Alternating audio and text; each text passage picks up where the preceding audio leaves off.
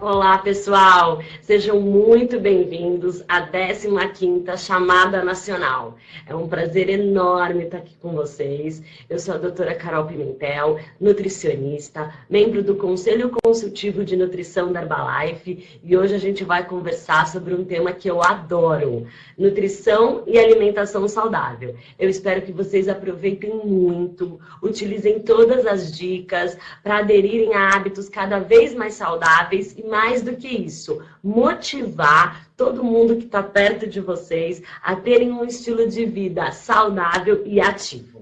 Então vamos lá, vamos começar a entender, por exemplo, como funciona esse mercado de alimentação saudável aqui no Brasil. O Brasil tem um potencial enorme. Ele é o 5º mercado de alimentação saudável no mundo todo. Movimenta 27 bilhões de dólares em vendas, sendo que 83% dos brasileiros querem continuar saudável, pelo menos nos próximos anos. 66% buscam alternativas para isso, mas 55% desses mesmos brasileiros expressam, por exemplo, estar parcialmente satisfeitos com todos esses produtos que existem de nutrição. Então, a gente tem aqui um mercado potencial importante, né? O brasileiro investindo em produtos mais saudáveis, investindo em nutrição, mas, por outro lado, metade da nossa população continua com excesso de peso e quase 20% com obesidade. O que está acontecendo, né? Como é que a gente pode melhorar a alimentação, melhorar a nossa saúde e tentar conter essa carga global, essa epidemia da obesidade? Então, uma das estratégias que eu acredito ser a mais eficiente é a gente trabalhar com educação nutricional. Tudo que envolve educação tende a ser sustentável, tende a ser para a vida inteira. E não é diferente da educação nutricional.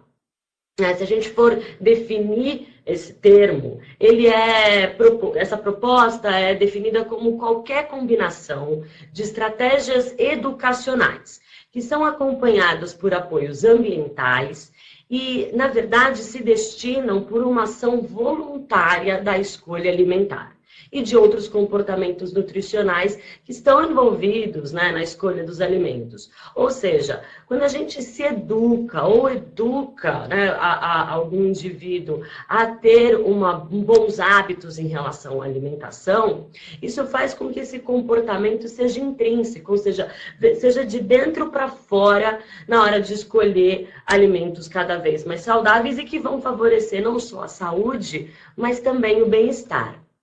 Essas intervenções educacionais, elas servem para incentivar as pessoas a melhorar as suas dietas.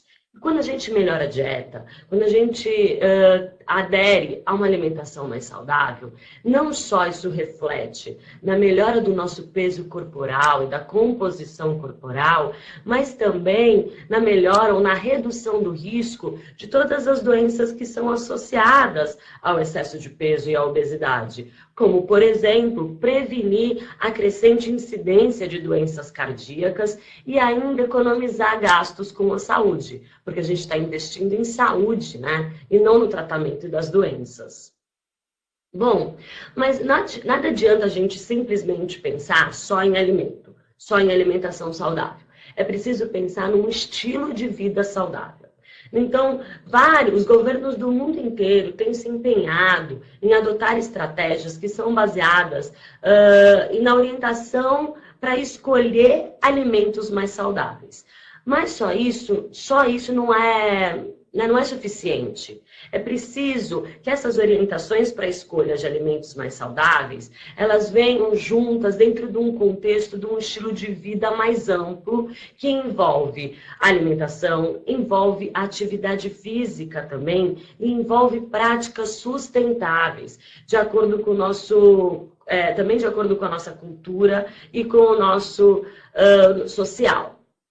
Então, se a gente for definir o que é um estilo de vida saudável, eu trago para vocês 3 componentes importantes. O primeiro, hábitos alimentares mais saudáveis.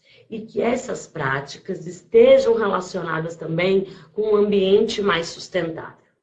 Depois, não só a atividade física, mas na mesma importância, o descanso, né? É preciso se recuperar para ter mais disposição para praticar essas atividades físicas. E por último, dentro de um estilo de vida saudável, também engloba diretrizes de higiene que podem contribuir para a melhora da saúde. Mas não só isso, né? Não é uma, quando a gente fala de diretrizes de higiene, isso não é uma visão individual, é global, né? São diretrizes ou são guias que podem contribuir também para um planeta mais sustentável. Então, a gente pode aplicar essas diretrizes da vida saudável para toda a população. Mas tem que lembrar que cada pessoa tem um contexto social e cultural. E isso tem que estar associado, né? Tem que ter a ver com esse contexto cultural e social. Para isso, a gente também pode incluir uma dimensão ambiental e de sustentabilidade, que previne não só, né, o ganho de peso, como também o surgimento dessas doenças crônicas. Que doenças crônicas são essas? A obesidade, as doenças cardiovasculares, o diabetes, a hipertensão arterial e até alguns tipos de câncer. Bom, falando então primeiro sobre alimentação e nutrição, lembra, dentro do contexto de vida saudável, se alimentar de forma mais saudável, ela é baseada em alguns pilares, né? Primeiro, por exemplo, a biodiversidade. O que é isso? Uma dieta variada, né? Cheia de alimentos diferentes e que não seja monótona, ou seja, você não deve comer todo dia a mesma coisa, né? Porque essa variedade traz mais cores para a nossa dieta. E quanto mais cores na nossa alimentação, mais a gente acessa nutrientes diferentes. E isso é muito importante.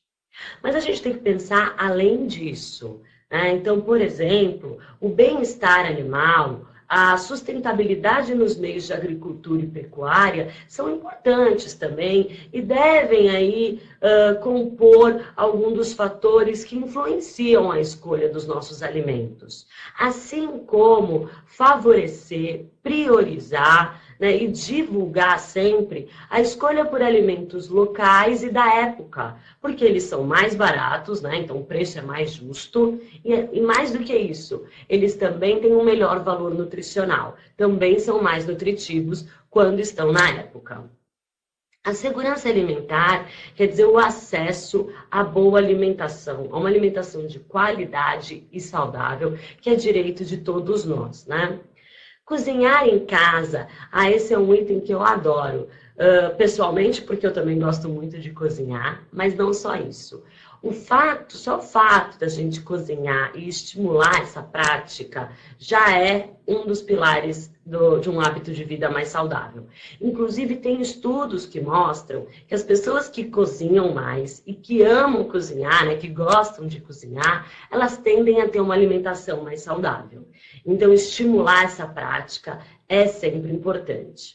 Também se alimentar junto com as outras pessoas, né? Fazer desse momento um momento de confraternização. Isso ajuda a melhorar não só a nossa alimentação, como também o bem-estar e essa sensação de felicidade. E por último, sempre apoiar as práticas de aleitamento materno, principalmente o aleitamento materno exclusivo até os 6 meses de idade. Isso está dentro aí de todas as variáveis importantes para uma alimentação e nutrição mais saudável e mais sustentável. E em relação à atividade física e ao descanso, quais são as variáveis envolvidas nesse processo? Então, primeiro, favorecer uma atividade física no deslocamento diário. O que é isso? Sempre que possível, ir a pé, ou de bicicleta, né, ou subir as escadas no seu deslocamento para o trabalho, ou no deslocamento das suas atividades, né? Isso vai aumentar o número de atividade física, ou melhor, vai aumentar o tempo de atividade física que você realiza ao longo do dia. Essas atividades físicas, elas também devem ser incorporadas no momento de lazer, principalmente em atividades ao ar livre. Isso, inclusive, garante as doses de vitamina D, né? Porque você se expõe ao sol e a principal fonte dessa vitamina. Então, para isso é preciso criar espaços para atividade física, né? Não só isso, estimular a educação física nas escolas e também promover um envelhecimento ativo. Isso é importante, porque quando a gente incorpora essa atividade física, tanto para o deslocamento diário quanto no lazer, isso fica a longo prazo, né? Pode significar nesse envelhecimento mais ativo. E sempre evitar o sedentarismo, evitar o comportamento sedentário. O nosso estilo de vida moderno induz a gente a ser muito sedentário, por conta de todas as facilidades, porque a gente está sempre sentado, né, ou em frente ao computador, ou assistindo um treinamento, ou vendo alguma aula. Então, isso propicia muito o comportamento sedentário. A ideia é que em todos os outros momentos você esteja ativo. E por último, né, que aí incorporando também o estilo de vida saudável, a gente tem os pilares da educação e higiene, que é muito mais amplo do que só garantir segurança, né, nessas práticas de higiene. É contribuir para a reciclagem, não usar inseticidas em casa, por exemplo, usar meios de transportes mais sustentáveis, racionar o uso da energia elétrica, utilizar a água com responsabilidade e contribuir para uma atmosfera mais limpa. Contribuir para um meio ambiente mais saudável e sustentável. Isso é contribuir para um planeta melhor. Então tem tudo a ver quando a gente fala de estilo de vida saudável e hábitos mais saudáveis.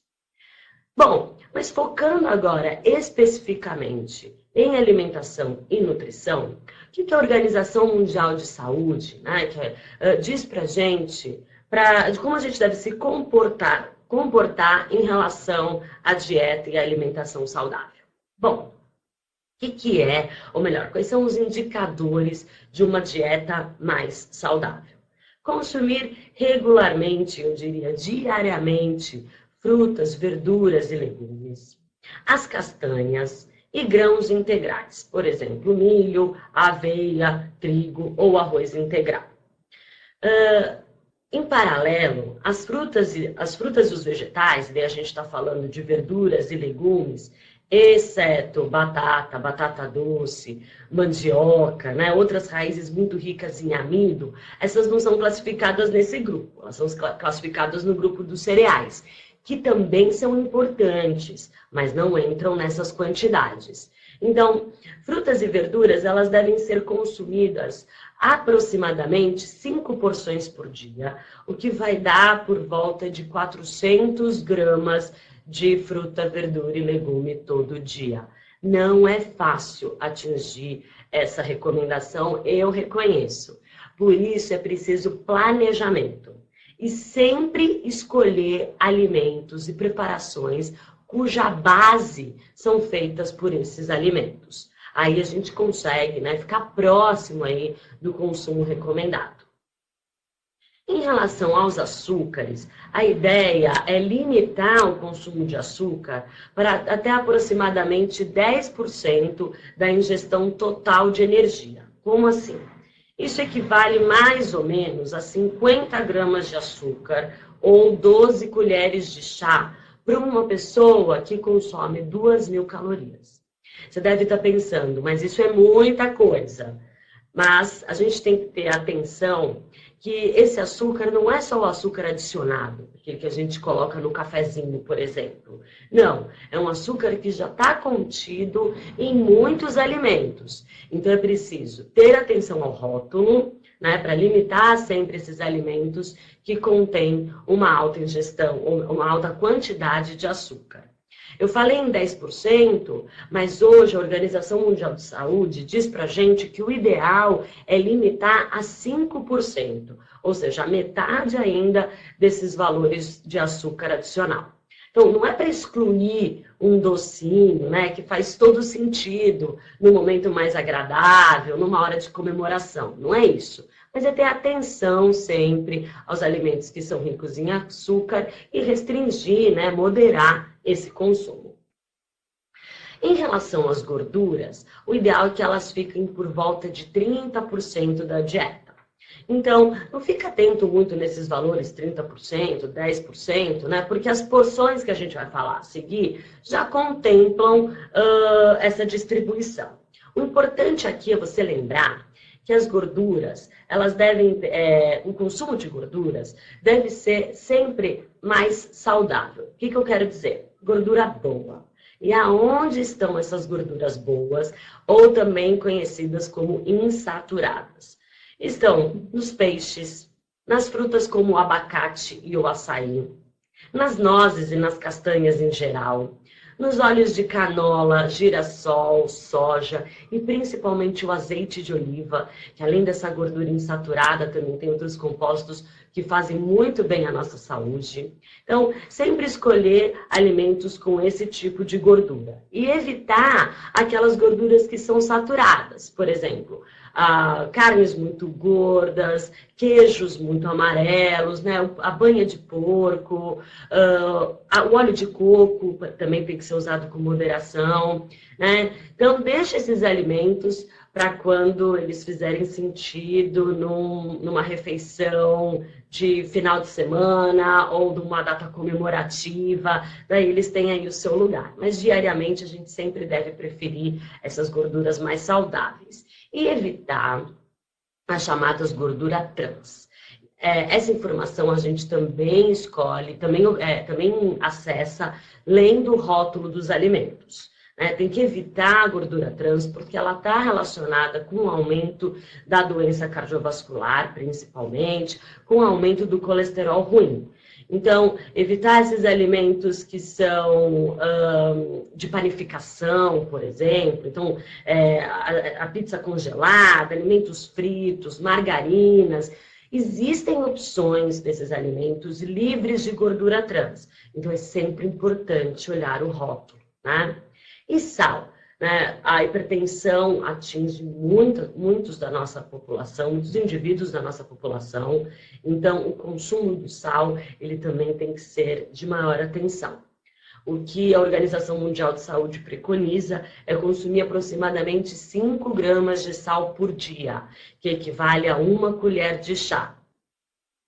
A gente ultrapassa muito o consumo de sal, né? Porque a gente adiciona muito sal às nossas preparações.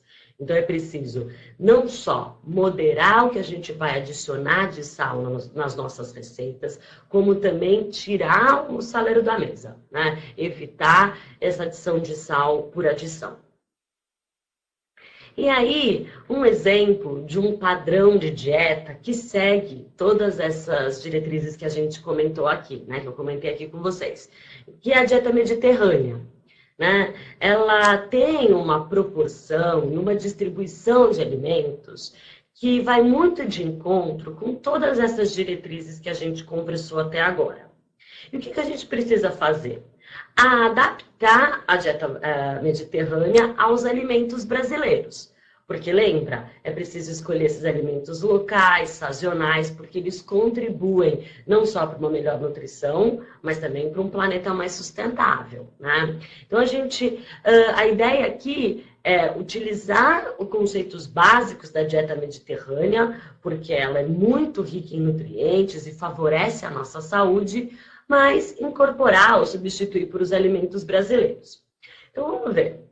Quando a gente pensa na dieta mediterrânea como um padrão de dieta adequado, isso acontece porque a população que utiliza esse padrão de dieta consome diariamente grãos integrais. Então, pães integrais, cereais integrais, né? Então, a aveia, o arroz integral, como a gente falou aqui, a quinoa também, né? O trigo integral e batatas também, em porções de 6 a 8 porções diárias. O que isso quer dizer? Que é a base aí da dieta também, né? Assim como deve ser a nossa alimentação. As frutas correspondem a 3 porções diárias, os vegetais de 3 a 4 e os outros legumes de 1 a 2 porções por dia. Eles também utilizam o azeite de oliva como a principal fonte de gordura da dieta. Né? Então, isso seria bem interessante para quem conseguir incluir esse azeite de oliva diariamente na alimentação. O vinho tinto, que também é uma característica, né? Lá eles tomam uma taça de vinho tinto diariamente. Aqui, traduzindo para o Brasil, se você não faz, se você não tem esse hábito, isso pode ser também substituído pelo suco de uva integral. Ele também entrega aí boas quantidades de resveratrol, que é um composto bioativo presente nas uvas e que estão relacionados à diminuição da doença cardíaca. Os produtos lácteos, né, leites e derivados, estão aí limitados a 2 porções diárias. Então, essa é a base da alimentação da dieta mediterrânea. E semanalmente, quase que diário, eles vão incluir os peixes. Menos ainda, por 4 porções na semana, ou seja, 4 dias na semana, eles incluem aves. As azeitonas e castanhas também, 4 dias na semana. Os ovos estão limitados a 3 porções na semana, assim como os doces. E mensalmente, né, ou uma vez na semana só, o consumo de carne vermelha. E o que a comunidade científica tem visto, né, é que essa população tem uma maior longevidade e, mais do que isso, morre menos por doenças cardíacas, por acidente vascular cerebral, né, o AVC, também tem menor incidência de diabetes e vivem mais e melhor. Isso porque essa dieta está associada ao consumo de nutrientes e compostos bioativos muito importantes, né? A gente está falando de antioxidante, por exemplo, como a vitamina C, os carotenoides, lá, que são da família da vitamina A, e o selênio, né? Então, falando um pouco dos carotenoides, tem que destacar que a dieta mediterrânea também estimula muito o consumo do molho de tomate, que é rico no licopeno, né? E é antioxidante, também favorece aí para a saudabilidade dessa dieta. Também é rica em minerais como magnésio, potássio, vitamina K e fitoestrógenos, né? Que são encontrados, inclusive, na soja. Outra estratégia importante, né, além da gente dar um padrão de dieta que seja considerado mais saudável, mas lembrando sempre que o padrão de dieta mais saudável tem a ver com o seu contexto cultural, com o seu meio social, né, e aonde você vive, a região em que você vive. Então, outra ideia bastante legal foi proposta aí por vários governos, como vocês podem ver um exemplo para a população espanhola, mas também para a população americana, foi adotado pela Organização Mundial de Saúde e também pelo governo brasileiro, que se chama 5 ao dia. O que isso quer dizer? A gente deve consumir frutas e legumes, frutas, verduras e legumes, 5 vezes por dia, e que isso é muito bom para a nossa saúde. Esse ícone da mãozinha, vocês podem ver que tem um dedo pintado de cada cor, né? É para mostrar que essas 5 porções devem ser escolhidas de cores diferentes.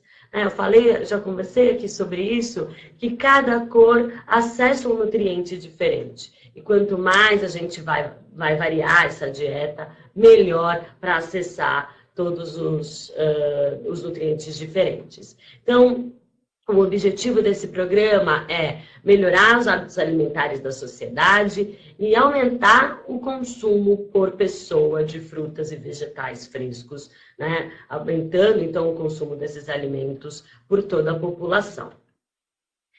Não só isso, fruta, verdura, legume são considerados alimentos de alta densidade nutricional. O que quer dizer esse termo? Por que a gente tem estimulado muito, né, para fazer escolha baseada também em densidade nutricional? Porque alimentos que são ricos em nutrientes são aqueles de alta densidade nutricional. E automaticamente, quando um alimento é muito rico em nutriente, né, e a gente está falando de vitaminas, minerais, proteínas e fibras, ele também baixo, ele também é pobre em calorias, né? Ou seja, possui um valor energético, um valor de energia menor. Isso promove, isso facilita que a gente não só atinja as nossas necessidades nutricionais, ou seja, tudo aquilo que a gente precisa consumir no dia em termos de nutrientes, mas também favorece, ou melhor, evita o risco do ganho do peso, porque a gente limita aí o valor de calorias. Então, eu trouxe alguns exemplos para vocês. Esse é um rótulo de iogurte desnatado. Só para vocês entenderem que alimentos com alta densidade nutricional, eles têm menos calorias, né? Normalmente eles têm menos caloria e possuem altas concentrações de nutriente. Olha lá, aqui a gente pode ver 44% desse iogurte é composto por proteína. A gente vai falar um pouco de proteína mais para frente, mas a proteína é muito importante para manutenção dos músculos, formação dos músculos e também para promover saciedade, né? Também rico em cálcio, atingindo 1/4 de toda a quantidade que a gente precisa consumir de cálcio por dia. Também de riboflavina, que é uma vitamina do complexo B, fósforo, né? Então, num valor calórico baixo, 120 calorias por porção. Então, aí um exemplo de um alimento de alta densidade nutricional. E também é legal utilizar esse conceito na hora de comparar diferentes alimentos, que parece ser a mesma coisa. Então, olha, aqui tem uma barra de cereal sabor chocolate com castanhas e do outro lado uma barra de chocolate só com castanhas. Se vocês observarem no rótulo, por porção de 25 gramas, eles têm aproximadamente o mesmo valor calórico, aproximadamente aí 120 calorias. Porém, a barra de cereal, ela tem só 5 gramas, 4,7 gramas de açúcar. E a barra de chocolate, 12 gramas de açúcar. Por outro lado, a barra de cereal tem aproximadamente 4,3 gramas de proteína e a de chocolate só 2. E ainda tem maiores quantidades de gordura saturada, que a gente precisa limitar. Então, a gente não faz escolha só olhando o valor da caloria. A gente tem que fazer escolha pensando em quanto de nutriente importante tem em cada caloria. E isso é o conceito de densidade nutricional. Essa tela mostra bem isso, né? Quando a gente pensa em alimentos que só têm energia, só têm caloria, eles também têm um volume muito menor. Então é muito mais fácil a gente comer uma maior quantidade, porque ele provoca menos saciedade. Então olha lá, a gente tem duas dietas de aproximadamente 1.575 calorias. De um lado, só composto por alimentos que são ricos em energia, né? Ou muitas calorias, que a gente chama de alta densidade energética. Por outro lado, aqueles alimentos de baixa densidade energética, de baixa calorias, porém com muitos nutrientes, de alta densidade nutricional. E a gente pode observar a diferença na quantidade de alimentos. Então, não só é muito mais saudável, como também é muito mais fácil a gente se sentir satisfeito quando escolhe alimentos de alta densidade nutricional. Porque a gente pode consumir numa quantidade muito maior. Então fica aí também um bom exemplo de como, tá vendo que colorido, muito rico em vegetais? Né? Esse deve ser um dia aí da sua alimentação. Em relação à atividade física, né, que é um outro pilar de hábitos de vida mais saudável. Então, o que a Organização Mundial de Saúde recomenda para melhorar a função cardiorrespiratória, a função muscular, melhorar também a saúde dos ossos e reduzir o risco de doenças, inclusive da depressão. Porque fazer atividade física todo dia também libera um neurotransmissor importante chamado serotonina, que é o responsável por essa sensação de bem-estar. Eu já fiz atividade física hoje. E agora eu estou aqui com vocês, não só fazendo o que eu adoro, né, que é estimular essa alimentação mais saudável, como também já induzir os níveis de serotonina. Então, praticar atividade física todo dia é muito importante para essa sensação de bem-estar, né? E como a gente já conversou também, atividade física não é só aquela programada. Ou seja, não é aquele momento que você vai fazer ginástica, ou que você marcou uma aula de dança, ou uma partida de futebol. Não. A atividade física, ela tem mais de um componente. Ela também está relacionada com a atividade física do lazer, né? Então, nos seus momentos de folga, você tem que ter prazer em fazer atividades que, né, aumentam a frequência respiratória e que gastem energia, né? Também utilizar a atividade física no deslocamento, no transporte, né? Como a gente viu, ou caminhar ou ir de bicicleta. No trabalho também, e durante as tarefas domésticas, sempre ter um comportamento mais ativo. Subir e descer escada, por exemplo, né? E também jogar, realizar esportes e os exercícios planejados. Lembrar que a escolha da atividade física tem que ser aquela que você goste. Inserida também dentro de um contexto familiar e de todas as atividades que você pode fazer dentro da sua comunidade. Quais são as recomendações para a gente manter o peso? Né? Então, lembra, primeiro, a alimentação saudável, baseada em todos aqueles pilares que a gente já conversou, mas também realizar atividade física. 150 minutos de atividade aeróbica, de intensidade moderada ao longo da semana. Você pode distribuir aí 30 minutos, 5 vezes na semana, por exemplo. O importante é que seja no mínimo 10 minutos sem parar, 10 minutos contínuos. O que é uma intensidade moderada? Caminhar rapidamente, andar de bicicleta num ritmo mais acelerado, né? Exercícios com peso também que são de intensidade moderada. Também, ou você pode substituir por 75 minutos de atividade física aeróbica de intensidade vigorosa.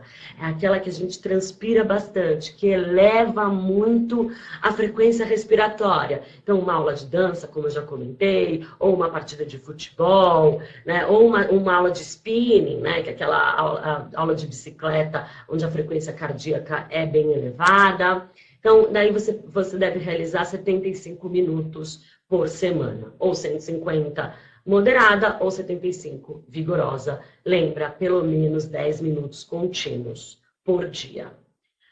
Para um benefício adicional, principalmente para promover também a redução do peso, essa quantidade deve ser dobrada. Então, 300 minutos por semana de atividade com intensidade moderada ou 150 de intensidade vigorosa. Né? As atividades para fortalecer a nossa musculatura, elas também devem ser encorajadas, ou seja, a gente tem que fazer aí exercícios com peso ou musculação no mínimo 2 vezes ou mais por semana. Existem vários vídeos hoje na rede que vão ajudar você a fazer exercícios com peso em casa também, né? Então, para facilitar a vida e até diminuir os custos com isso. O ideal é que a gente incorpore isso como um hábito e faça, porque essa atividade física é muito importante para a gente melhorar a saúde e a nossa sensação de bem-estar. Olha lá, esse estudo que foi publicado em 2017, numa revista científica importante, ele mostrou o efeito do exercício físico em dietas com redução de energia. Então, olha o que esses pesquisadores fizeram. Eles colocaram 82 pessoas com classificação de obesidade, 82 indivíduos obesos, e dividiram em 2 grupos. Os 2 grupos receberam uma dieta hipocalórica, ou seja, uma dieta baixa em caloria. Porém, o grupo de número 2 também foi feita caminhada regular 2h30 por semana. E esse projeto, na verdade, esse estudo foi realizado por 12 semanas, aproximadamente aí 4 meses. Então, depois, olha o que eles observaram. Que, como a gente pode ver no gráfico, então a gente tem aqui, nesse eixo, a composição corporal, na verdade, o peso corporal pelo tempo, E aí observa que a menor curva é aquela dos indivíduos do grupo 2, ou seja, Os que mais perderam peso no mesmo período de tempo foi aqueles que não só realizou uma dieta apropriada, como também realizou atividade física. Então, a atividade física entra para potencializar e otimizar os efeitos dessa alimentação mais saudável. Não só isso, eles também observaram que o grupo 2 teve uma melhora na resistência à insulina, ou seja, melhora no padrão de glicemia do sangue e também uma redução do risco das doenças cardiovasculares. Então, aí todos os benefícios adicionais da atividade física. Quando a gente pensa em atividade física, um nutriente bem importante que todo mundo se pergunta é a quantidade de proteína. Então, vamos falar um pouquinho sobre ela, né? O que a gente tem visto ou estudado hoje é que o consumo diário dessa proteína, ele deve ser fracionado, ou seja, a quantidade ótima por porção varia aproximadamente, mas é aproximadamente de 20 gramas de proteína diária, 20 gramas de proteína por porção ou por refeição, para aumentar a síntese proteica, no músculo principalmente. Porções maiores não levam a benefícios adicionais. Se vocês olharem para o gráfico, isso quer dizer a síntese proteica no músculo pela quantidade de proteína. Observem que essa síntese aumenta até 20 gramas. Mas depois, isso entra num platô, né? Ou seja, não aumenta muito quanto maior é a dose de proteína. Qual que é a ideia aqui? A ideia, por exemplo, um indivíduo de 70 quilos, que precisa consumir 110 gramas de proteína por dia, não consumir isso de uma única vez, mas sim fracionar em 20 gramas por refeição ou por lanche. Assim a gente consome proteína várias vezes ao dia, nessas porções de 20 gramas, e é isso que contribui para a melhor formação dos nossos músculos e, mais ainda, contribui para a sensação de saciedade, porque a gente vai ter proteína presente em todas as refeições. Então, aí é uma consideração importante. Em termos gerais, para aquelas pessoas que têm exercício de força com a musculação e que visam o ganho de massa muscular, isso fica por volta de 1,6 a 1,7 gramas de proteína por quilo de peso. Se faz só exercício de resistência, um exercício menos vigoroso, 1,2 a 1,6 gramas de proteína por quilo de peso. Então, por exemplo, um indivíduo de 70 quilos que pratica exercício de força e quer ganhar massa muscular, só dá para ganhar massa muscular praticando exercício de força, ok? Então, ele deve consumir mais ou menos 112 gramas de proteína por dia. E daí lembra, vamos fracionar em 5 porções de aproximadamente 20 gramas por dia.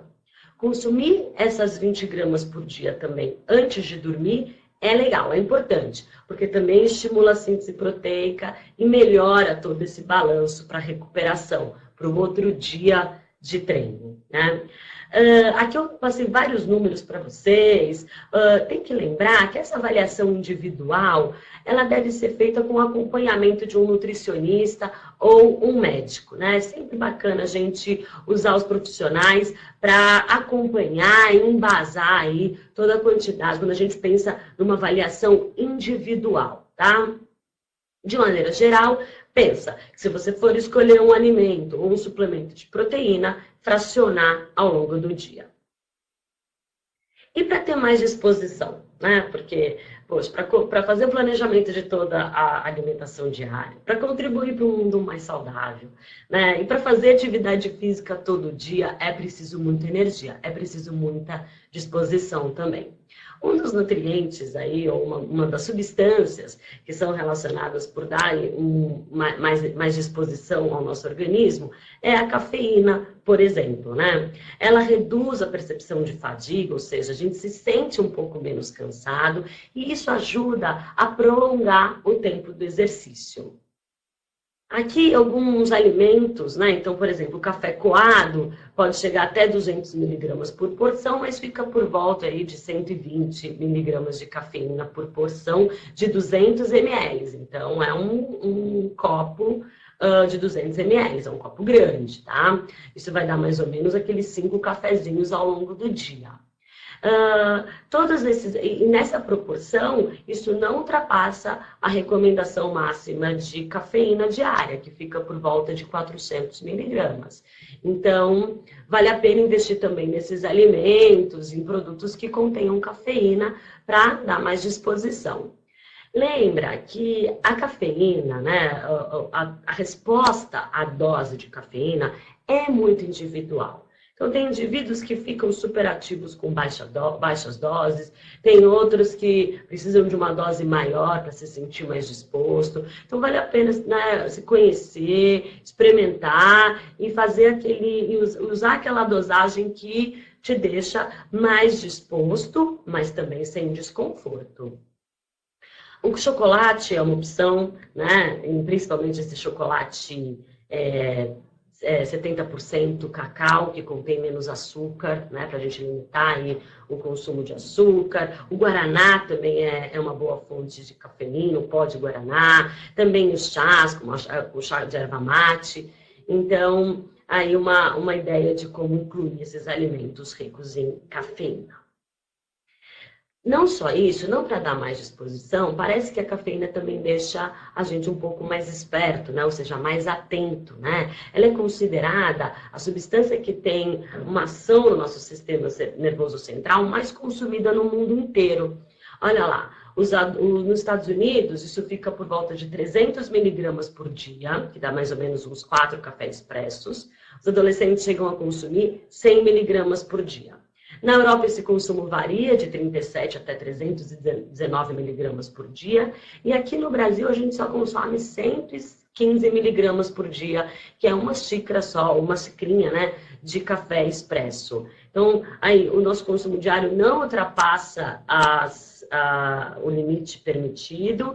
E se você achar que é interessante para ter mais disposição, ou se você se sente mais disposto, vale a pena investir na cafeína.